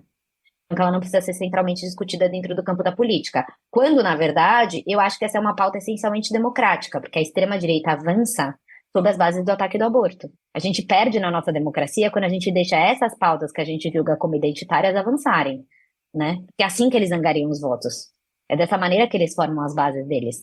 Se a gente não construir uma contranarrativa, de que maneira que a gente vai construir um mundo que seja amplamente democrático? Como que a gente vai defender a democracia a partir disso, né? Mas, enfim, disse tudo isso para falar o seguinte: a gente está muito na defesa do acesso ao aborto legal da forma como ele está colocado, mas a gente tem um caso de sucesso muito importante no ano passado, e acho que a Luara se remeteu a ele, que foi o caso do Criança Não é Mãe, né? Quando a gente teve a votação do PL 1904, a votação, na verdade, da tramitação do regime de urgência do PL 1904 no ano passado, que é um projeto de lei que fala sobre a restrição do aborto a partir da 22ª semana de gestação, a partir da 20ª semana de gestação, perdão. Ele tentava proibir que o aborto acontecesse em gestações que fossem mais avançadas, quando hoje a gente não tem limite legal. E que a gente conseguiu tomar as ruas. Então eu fico pensando que, do ponto de vista da esperança, é um pouco pensar quais são as narrativas que a gente consegue utilizar para conseguir efetivamente popularizar a pauta do aborto de uma maneira mais ampla e mobilizar a sociedade como um todo. Criança Não é Mãe foi uma coisa que a gente testou muito antes de depois colocar na rua. Porque é muito difícil você dizer assim, não, eu queria que uma criança fosse mãe, né? Queria que ela exercesse a maternidade dela. Foi um lema que, pra não ter nem qualquer debate, né? Nem esses caras o cara vai falar, conseguirem... quer que a criança seja mãe, então, né? Não, até o Lula falou. Até a ministra da Saúde, que também na época não estava se manifestando sobre o assunto. O governo federal inteiro demorou, mas se manifestou sobre isso, né? Então, a gente teve gente que tirou, pessoas da extrema-direita que retiraram a autoria do PL.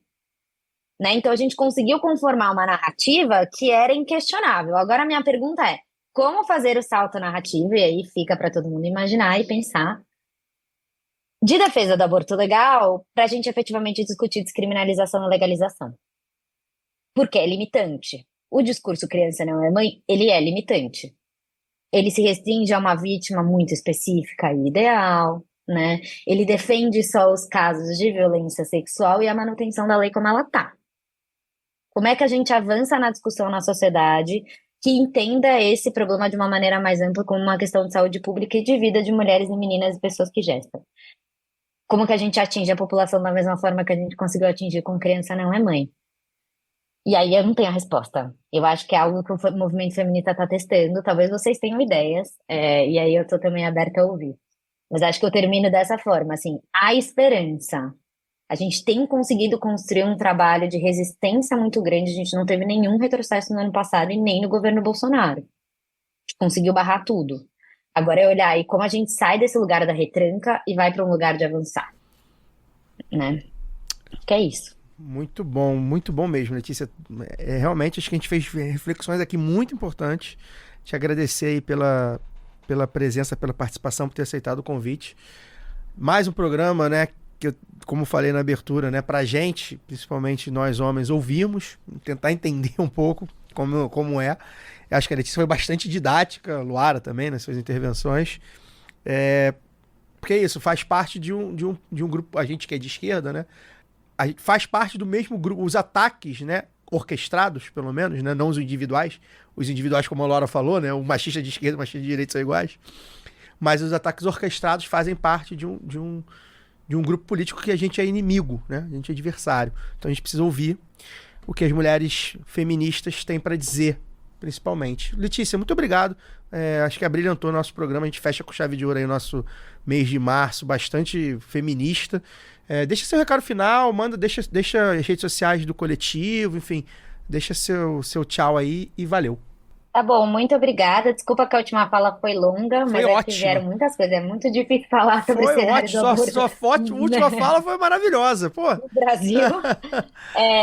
Mas eu acho que é agradecer. Eu acho que esses espaços são muito importantes, assim, pra gente construir. Dizer que o coletivo, né, eu e o coletivo feminista estamos super à disposição pra gente construir novas pautas e outras possibilidades de conversa. E vou deixar as redes sociais do coletivo, é coletivo _ feminista, bem fácil de achar.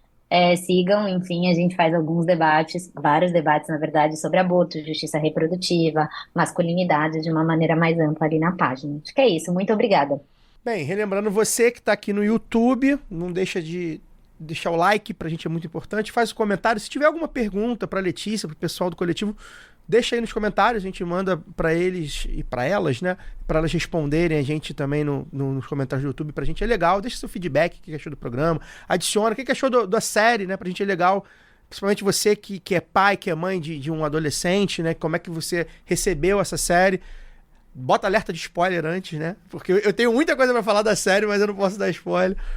Deixa seu comentário pra gente, é fundamental que a gente vença o algoritmo, principalmente aqui no YouTube. E agora o Cesarotti aqui no podcast vai soltar a vinheta, caô da semana, e aqui no YouTube vai ser assim, ó.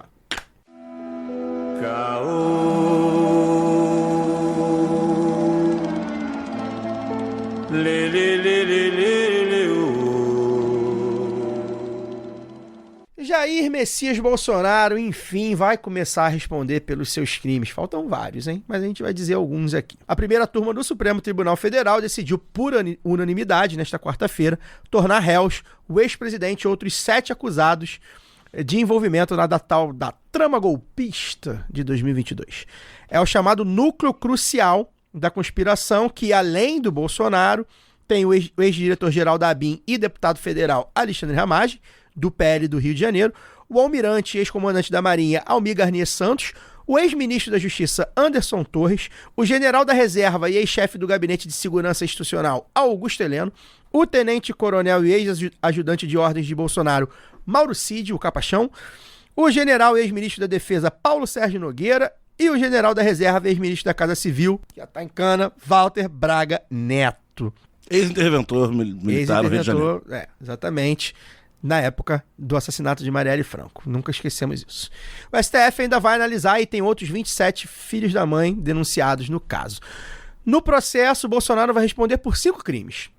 Liderança de organização criminosa armada, esse aqui deve dar uma boa pena. Tentativa de abolição violenta do Estado Democrático de Direito, vai pegar uma boa pena. Golpe de Estado, esse também dá boa pena. Dano qualificado por violência e grave ameaça contra o patrimônio da União, esse aí a penazinha é menor, vai só para servir para somar. E deterioração de patrimônio tombado, muito bom também, vai somar mais uma peninha aí. Luara, seguinte, eu estava aproveitando o roteiro deste programa, o último programa que a gente fez de vídeo, eu fiz uma pergunta pro Fagner, foi na época da denúncia, né? Falei, Fagner, abriu o primeiro vinho, porque são vários vinhos que a gente vai abrir. Luara, eu sei que aprecia um vinho, eu apreciava, não sei se ainda mantém esse hábito. Abriu o segundo vinho lá, porque assim, o terceiro vinho É o especial. na verdade, o terceiro é um quarto, né? Porque tem o terceiro da condenação e o quarto da prisão. E aí, Luara, já abriu o segundo vinho, já tá preparando, ou vai ficar no chazinho mesmo pra comemorar? Eu acho que eu tô preparando é meu fígado, porque tô preparando com trilha sonora, assim, ó. Tô preparando com trilha sonora. Não deu ouvido, bota aí de novo. Não tá indo. Não Tá pegando, não? Não pegou. Eu tava colocando a versão trompetista de Muito Tá na bom, Hora né? do Jair Bom. Encana, que é a minha versão. Eu mudei um pouquinho a letra, porque já tá na hora mesmo de mudar essa letra. É. Que ele já foi embora, agora tá na hora de Jair Encana. Tô preparando o fígado, Caio. Se eu não bebesse, eu voltaria a beber só pra poder brindar este maravilhoso momento em que uma pessoa antipunitivista se torna muito punitivista. Punir fascista é gostoso demais. Nossa, gente. Não, e os assim, punitivistas estão falando em direitos humanos, né? agora Perdão, mudou, anistia, garantistas, reconciliação. Anistia. Olha que coisa, Os né, memes rapaz? estão muito bons, né, também, né? A gente é acusado, a esquerda é acusada muitas vezes de fazer uns memes meio forçados, né? Que a direita faz uns memes, né? Tal. Os memes estão muito bons. A marcha fúnebre do trompetista O trompetista tirou muita incomodou. onda. Foi. O Ele trompetista, ficou meio assim. o trompetista tirou muita onda com... Sabe o que eu acho engraçado? Porque eu sempre falo dessas escolhas semânticas do Jair Bolsonaro, né? Ele também ter que puxar o freio está sendo muito interessante de ver, porque não dá para poder subir o tom, né? No momento em que ele está acuado. Claro. Eles estão acuados. E precisam pensar muito bem esses movimentos. Então, quem assistiu aos julgamentos viu, da maior parte ali, pelo menos dos que estão até as cabeças já, o próprio Mauro Cid, né? O general lá também da Marinha. Garnier. Almirante. Garnier, almirante. Cujo da Marinha. advogado Demóstenes Torres. Demóstenes Torres é uma figura proba, né? Que nunca teve nenhum problema. chamado de mosqueteiro da ética pela Veja, na época do Mensalão. Foi ele que foi o do Garnier? Qual que é o do outro do Exército? Que foi super assim, galerinha agradecendo, falando com o STF num respeito, que aquilo deve deixar bolsonarista com um nó na cabeça. Porque assim, como assim eles não vão afrontar? Teve um ou outro advogado que tentou, o próprio advogado do Jair Bolsonaro, né, tentou elevar ali um pouquinho o tom, mas nós estamos falando de um julgamento que eu até fiquei assim, gente, eu nunca vi, tudo bem, é histórico e tal, mas os caras tendo que dar aula de processo ali para poder mostrar, igual o Alexandre de Moraes colocou um VAR. Não, coloca na tela aí quantas vezes eles tiveram acesso às provas, né? Quantas vezes tiveram acesso aos autos. Olha aí. Porque os caras sabem que não tem saída pelo caminho normal. Eles digamos assim. processual. Eles estão lá. A tentativa de golpe é clara. Eles estão lá pra tumultuar e pra tentar deslegitimar, né? Mas criar esse essa narrativa ponto, de perseguição. E buscar pouco, nuance. pelo menos até agora me pareceu pouco tumulto. Eu esperava baixaria. A gente teve mas aí um ou outro. Se não por Mas parte, é que eles claro, são dos covardes, caras. eles têm medo de fazer lá Outra dentro. coisa, assim, pro Exato. Xandão falar assim, então tá todo mundo preso, foda-se, depois a gente vai discutir Falar se no tá certo ou não. podcast que vai dar porrada neles é uma coisa. Exatamente. Dar a porrada neles lá dentro Exato. é outra. E tem a história, por Vimos exemplo, na terça-feira. por exemplo, a história do Bolsonaro, da fake news, parece até que era fake news de Bolsonaro poder sair preso, né? Não ia Eles ter... ficam com medo da própria fake news. Mas se o né? Bolsonaro falar uma gracinha, o Xandão vai falar assim, então tá preso. Tá recolhido, Porque ele é o recolhe aí. juiz, e o juiz pode dar. Tá falando que não, então tá preso. E assim, o Xandão é midiático. Gente, a gente, inclusive, é uma crítica que eu tenho feito, inclusive, internamente, né? Podcast Alexandre. Então, assim, é um circo. Assim como foi, tudo bem que, assim, é diferente, porque o Mensalão era outra coisa, a Lava Jato era outra coisa. Esse a gente tá falando de um golpe de Estado, então serve também de exemplo. E que aconteceu Mas, assim, lá do tá Lava midiático pra cacete, tá um circo. O circo continua o mesmo circo. O vídeo não foi à toa. Pois é, então assim, pro Xandão falar, eu sou isso mesmo, então, ou talvez não pro Bolsonaro, mas pra algum daqueles cupincha lá deles que vai lá, uns puxa-saco, então você tá preso. O advogado que tentou lá, então tu tá preso, irmão, vai lá preso, vai ficar 24 horas aí, mas sai. E isso, porra, né, ninguém quer ser preso, ninguém quer... Tem uma carga, Mas eu acho né? que é um cuidado da corte muito maior do que nos julgamentos que você citou, da Lava Jato e do Mensalão, Caio, porque... porque esse tem compromisso com a democracia, né? Esse é o primeiro ponto. Mas assim, para poder parecer essa coisa imparcial, que tem que ser mesmo, mas eu concordo que essa mediatização do Supremo nunca me agradou. Eu acho um absurdo que o ministro do Supremo dê declaração para a imprensa, acho absurdo, né? Não só sobre os processos, acho absurdo em geral. E nem sei, a gente já discutiu, já falou sobre isso aqui, ou pelo menos eu tenho certeza que já pontuei, que eu também não sei em que medida a transmissão desses julgamentos, não esse porque é histórico, mas desses julgamentos, é não relevante, mas necessária, sabe, para fortalecimento da democracia. As sessões do Supremo, eu digo, sabe? Eu não sei se isso deveria ser discutido assim, se eles não teriam mais liberdade para poder... Porque a gente sabe quem são os ministros, né? Então poderiam depois dizer como cada um votou, beleza, mas essa transmissão, essa transformação dos ministros em estrelas, em bastiões, né, da Constituição, né, e tal, como eles gostam de dizer que são, ou como se historicamente a gente diz que enfim... eu acho um problema, acho na verdade, é uma democracia muito frágil se a gente pensar que ela depende da peruca do Fux, sabe? Ou da careca do Xandão. Da careca... Vocês viram que teve a assessoria de imprensa da peruca do Fux? Teve um artigo, não lembro em qual veículo de imprensa, que falou que o fato da cabeleira do Fux da grisalha prova que não era peruca. Caramba! Essa eu não Meu vi. Deus. Muitas especulações ao longo dos anos. Mundinho Fux BR. Eu, jiu-jiteiro Luiz Fux. Eu não acompanhei, né? Acompanhei só as notícias, lendo e tal. Porque é isso, eu não acho que embora entenda que a gente tá falando de pessoas que queriam dar o golpe. Entusiastas de golpes anteriores e que, se tivessem tido a oportunidade ali, um encaixe de condições, tentavam dar o golpe. Inclusive, questão da Polícia Rodoviária Federal e tal. Então o golpe foi posto na rua. O golpe foi posto na rua de alguma forma. Então eu entendo que haja alguma mediatização da parada, né? Porque também é isso. Se tivesse lá, né... Nesse caso não tinha como não ser, não tinha como não ser. Mas ainda assim, eu acho que dava pra ser um negócio um pouco mais, enfim, centrado. Mas tudo bem. Feito esse preâmbulo, virou. Suprema Corte contra golpistas. E tudo bem. Até porque a corte seria diretamente atacada, né? O Alexandre de Moraes era uma das vítimas. Eles fechariam o STF de alguma forma, ou, enfim, atuariam contra o STF. Então, o STF também é uma proteção ao próprio STF, né? Então, faz sentido. Dito isso, acho que tem uma questão política, né, muito clara. E saiu até uma pesquisa de um instituto aí que eu não conheço, tal, Futura Pesquisa e tal. As eleições, com o Bolsonaro no banco dos réus, diz que o julgamento pode ser só em outubro, ou seja, vai ficar aí uns meses sendo... esmicuindo com ferrinho de dentista. Imiscuindo com ferrinho de dentista. Como diria o Collor. A persona política eleitoral dele vai começar a ter que ser substituída. E aí a gente vai ter que olhar como a extrema-direita, e eu já tinha falado isso na época da denúncia, então agora que é réu mais ainda, o Bolsonaro hoje, ainda é a maior liderança da extrema-direita no Brasil. E que une... Aquilo que você falou da fragmentação. Que une várias facções e que é hoje carta fora do baralho. Todo mundo já sabe disso. Se há um mês atrás eles vão ver a denúncia e tal, hoje é carta fora do baralho. O Jair Bolsonaro não vai conseguir, em um ano, reverter as pendências judiciais dele. Se ele der muita sorte, ele consegue não ser preso. Se ele der muita sorte...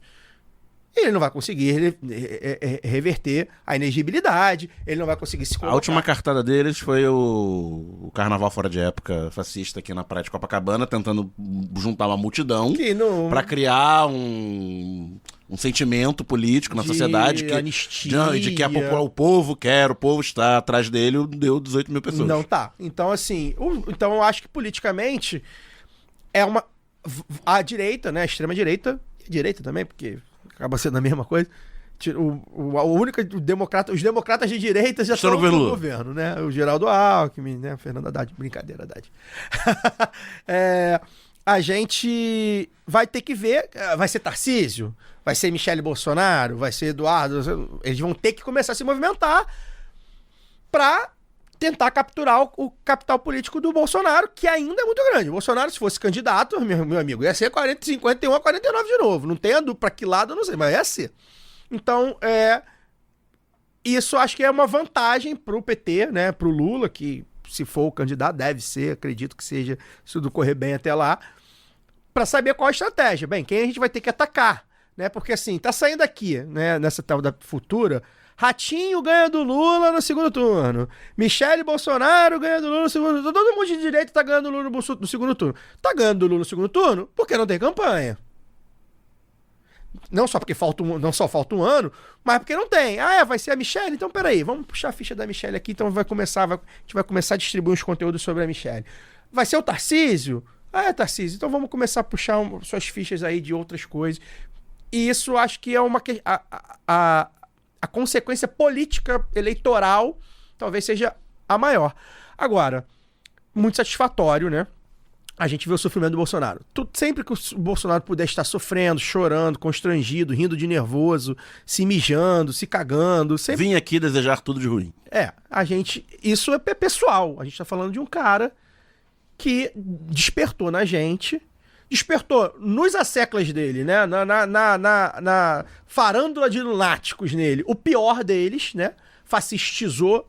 Ele é a válvula que fascistiza os sentimentos mais primitivos da população, que já estava querendo ser fascistizado, e ele desperta na gente, nos abolicionistas penais, nas pessoas dos direitos humanos, os militantes do Mais Amor, por favor. Ele desperta em nós o pior, e tudo bem. É assim que o mundo funciona. Então, assim, bom vê-lo sofrendo também, né, Dani? Assim, tipo, vai pagar, e assim, é o processo legal. Tava até o Alcísio comentou aqui, ele, não queria o devido processo legal, não. A gente não fez a revolução. A gente só ganhou a eleição e não é a justiça revolucionária, é a justiça burguesa, gente. Exatamente. Então, assim... Ela tem ritos. É bom que ele sente lá, se explique, né? Entre em contradição, como a Laura falou, né? A contradição de ser o cara que contra o sistema, mas chega lá no sistema e fala, nossa senhora, senhor. Sim, não. E é aquela coisa, né? A gente passou um ano e meio, 2.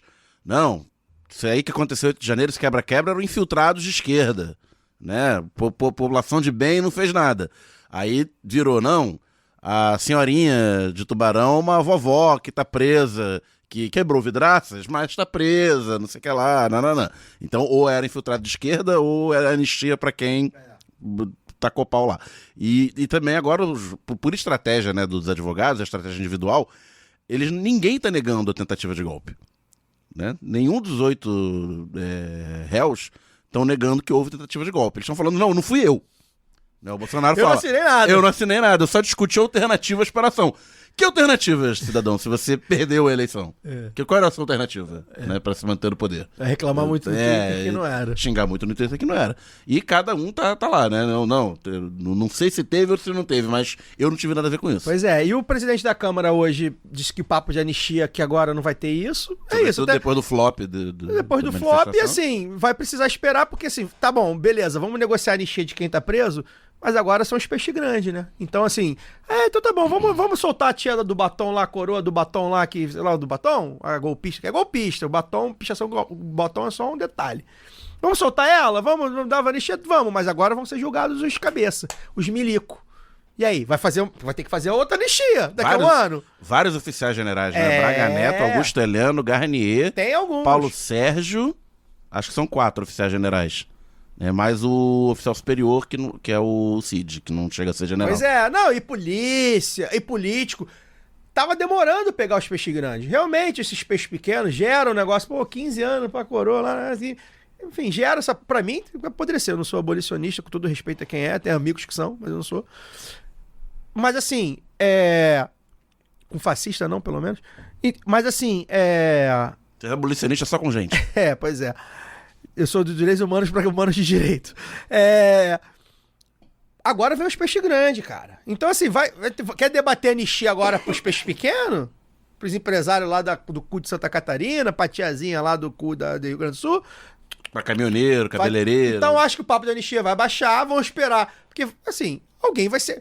Vamos supor que, sei lá, não vão ser presos porque vão pegar uma pena reduzida e tem uns coroa que não vai pra prisão porque idoso não vai... Que não vão ser presos, mas condenado, pelo menos alguém vai ser, irmão. Alguém grande desses 34 vai ser.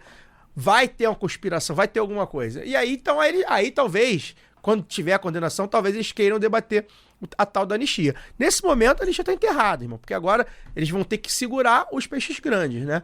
Então, ou seja, politicamente, a consequência política disso, né? Vamos ver como a extrema-direita vai reagir, quer dizer, eles já estão aí nas redes falando sobre o Supremo, ditadura do Supremo e tudo mais, mas ainda, por enquanto, o processo legal tá rolando e ainda não tem condenação, né, Luara? Assim, tipo, quando vier a condenação, a gente espera que venha, e aí tem mais pressão para prisão e tudo mais, eles vão reagir de alguma forma, e a gente vai ter que ficar atento, né? Porque eles vão reagir.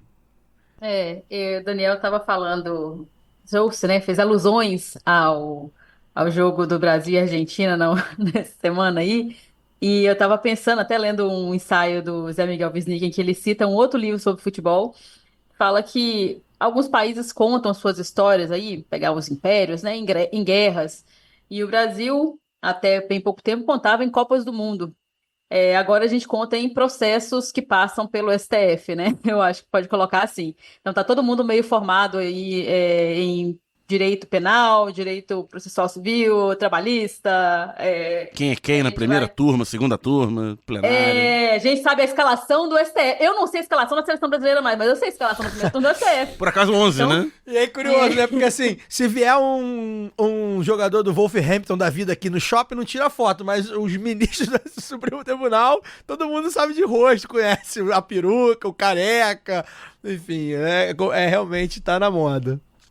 Cara, então assim, como é que isso se tornou parte do nosso repertório, né? Acho que uma das coisas que essa suposta polarização, né, como diz o povo aí, trouxe foi essa. Todo mundo discute política. Agora, me chama a atenção que, não sei se por ser nessa parte mais morna do processo, né, que é a admissão ali do Bolsonaro como réu, dos réus ali, né, do processo mesmo, começa a contar, vamos dizer assim, da denúncia a partir de agora, que ainda sinto assim que ainda não esquentou, porque assim, a gente não tem aqueles movimentos, né? Eu não ouvi nada nas janelas, né? As pessoas nas redes sociais, sim. Os vídeos, pelo menos, eu vi com muitas visualizações e tudo, mas se a gente for pegar das ruas, né? O termômetro das ruas, eu não vi isso ainda. A gente falou do ato, né? No Rio de Janeiro, o ato dos golpistas. Eles fizeram um movimento, porque ia acontecer, me parece, em algumas cidades, mas depois eles jogaram para concentrar no Rio de Janeiro. Cancelaram para concentrar no Rio. Isso também foi uma questão, né, um racha entre eles, que tinha gente ali que falava que não devia ser assim e tudo mais. Mas a gente vê esses movimentos, como o Caio citou, inclusive de normalização do Tarcísio, que subiu nesse palco golpista também. A imprensa, né, a imprensa tradicional, finge que não está vendo, mas ele subiu ali, no momento em que atacavam da mesma forma, né, instituições do STF, essa coisa da perseguição. E aí eu falo desse termômetro porque é para observar, eu acho que a gente precisa observar até onde vai essa coisa da perseguição, porque eles tentam normalizar, como eu disse, né, os processos ali, os julgamentos, como uma coisa, olha só, não, nós julgamos a esquerda e julgamos a direita e tal, mas que isso não vire, inclusive, pauta para o revanchismo da direita na próxima campanha, vocês entendem? Uhum. É assim, olha, isso agora é a nossa vez de novo, aí agora o bicho vai pegar, nós vamos com tudo, pelas vias, né, pelas vias democráticas, mas para poder desfazer essa injustiça contra, né, o Bolsonaro, os bolsonaristas, os tadinhos, né, que estão lá, os idosos que foram passear na Praça dos Três Poderes naquele 8 de janeiro. Então, isso também é uma coisa a observar, né? De até onde vai esse discurso da perseguição. Porque me parece que a sociedade, o senso comum, assim, as pessoas, mesmo que eu pensar em bom senso, bolsonaristas, a gente sabe que não tem nem o senso, né, de coletividade, enfim, democracia e tudo mais. Mas me parece que as pessoas, em geral, tendem a recriminar mesmo, sabe, a esse tipo de atos violentos. É o tipo de assim, não, isso aqui passou dos limites, né? Isso aqui eu não concordo. Então tem o bolsonarismo light ali que vai dizer, não, isso aqui foi demais. Por mais que eu ache que é necessário radicalizar de alguma forma, mas não esse radicalizar. Todo mundo tira aquela coisa, né? Uhum. Até poderia, mas como aconteceu e está sendo punido, aí eles tiram o corpo fora e falam, não, isso aqui foi demais. Então eu realmente estou achando curioso, quero observar melhor até onde vai esse discurso da perseguição, porque me parece que parte desses bolsonaristas, que eu estou chamando os eleitores de Bolsonaro, parte do eleitorado do Bolsonaro, realmente não concorda com os atos golpistas, não concorda até onde foi levado e acha justo uma punição para aquilo ali. Pode ter, talvez, né, a coisa dos anos, talvez achar as penas muito duras, mas que acha que aquelas pessoas deveriam ser punidas porque fizeram, né? Então a gente tem vídeos né, dos golpistas lá batendo em policiais, né, principalmente mulheres, atacando, né, a polícia legislativa, enfim, esse tipo de coisa que eu acho que ficou marcado para quem defende tanto a ordem, para quem tem tanto apego às hierarquias, inclusive ao militarismo. É uma contradição que chocou a eles também. É então, uma parte, sim. Tô tentando entender até onde a narrativa bolsonarista de perseguição não vai se chocar com os próprios valores bolsonaristas de ordem. É esse para poder fechar um pouco o meu pensamento. Acho que é isso. Sim, com certeza. E eu acho que um novo momento também pra gente pautar, pelo menos colocar aí uma pulguinha atrás da orelha no debate público do militarismo, né? Assim, de uma reforma, pelo menos, das Forças Armadas e tal, porque eu acho que até eu vi viralizou um corte do Dirceu falando sobre, né? E, tipo assim, acho que talvez tenha chegado a hora, né, de falar assim, ó, as Forças Armadas do Brasil tem esse histórico aqui, pela primeira vez militares estão respondendo por golpe, isso é grande, né? É sempre bom a gente lembrar isso. Por mais que a gente saiba das limitações da justiça burguesa, etc, etc, isso é muito grande o que está acontecendo, né? É muito importante para a história do Brasil.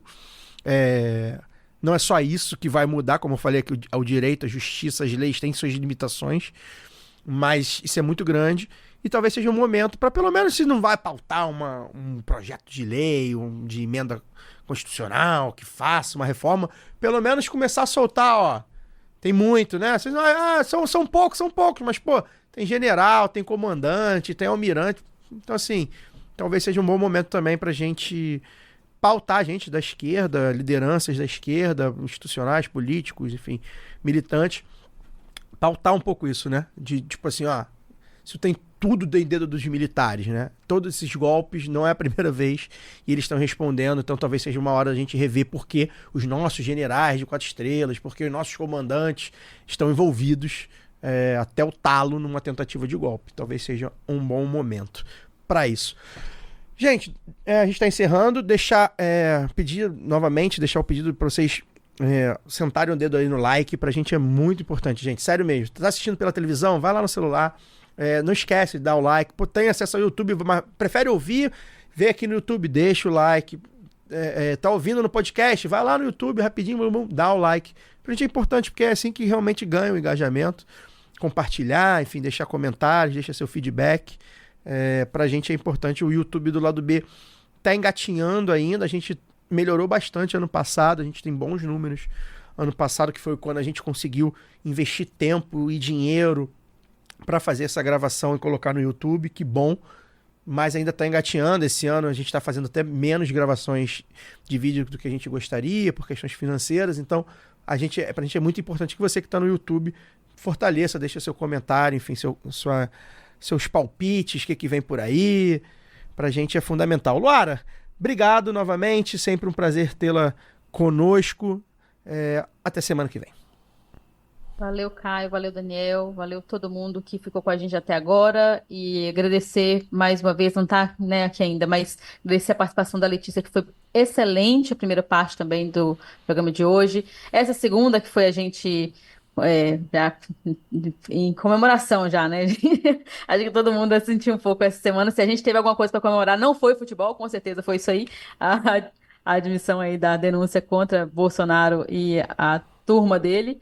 E só agradecer mais uma vez o Lado B por esse mês, que eu acho assim, realmente, desde quando eu vim para o Lado B do Rio, eu nunca me senti. Eu acho que as cotas são importantes, as ações afirmativas são importantes, mas eu nunca me senti cota, assim, não. Eu sempre me senti muito bem recebida, não só por vocês, mas por toda a comunidade do Lado B do Rio, pelos nossos ouvintes. Uhum. E vejo, assim, essa necessidade, mas essa preocupação também de trazer pautas femininas e feministas, principalmente, né? Existe um recorte político nisso também. E o Lado B não faz isso só no mês de março, mas eu acho importante que no mês de março também isso seja lembrado, porque no programa que a gente, né, que eu fiz com a Nanda, a Anne e a Gil, A gente falou um pouco disso, né? De um pouco desse ranço que o 8 de março foi trazendo, justamente porque o capitalismo, o neoliberalismo se apropriou da pauta e aí a gente fica aterrorizado quando vai falar, assim, quando chega o dia 8, eu comentei nesse programa, eu já fico cansada, antes de começar o dia, porque a gente tem que ler cada coisa, enfim. E poder produzir conteúdo de qualidade, né? Conversando com gente massa, como foi Letícia, como é a Gil, como é a Nanda, como é a Anne e muitas outras mulheres, né? Que o Caio conversou no Lado B Notícias, no Lado B Revista. Isso é uma grande oportunidade mesmo para mim. Então, quero agradecer a todos vocês que me ouvem. Obrigada por me ouvirem. Um beijo e até semana que vem. Semana que vem te ouviremos mais. Lembrar também, né, que esse episódio é um episódio feito em parceria com o escritório Normando Rodrigues, que ajuda a gente a debater a pauta, a debater convidado, convidada. Então a gente deixa aqui também nosso abraço lá ao Cadu, ao Normando, por terem ajudado a gente a construir esse episódio de hoje. Daniel, boa noite. Boa noite, Caio. Boa noite, Luara. Foi realmente muito bom o programa. Até semana que vem. É isso, a gente encerra por aqui. Semana que vem a gente volta para responder vocês. É isso aí. A semana que vem tem o Lado B Responde. Então você que é apoiador, aí tá no grupo do Telegram, você que tá aí nas comunidades da Aurelo, você que tá no Instagram, no Twitter, no Blue Sky, talvez eu abra também a caixinha lá.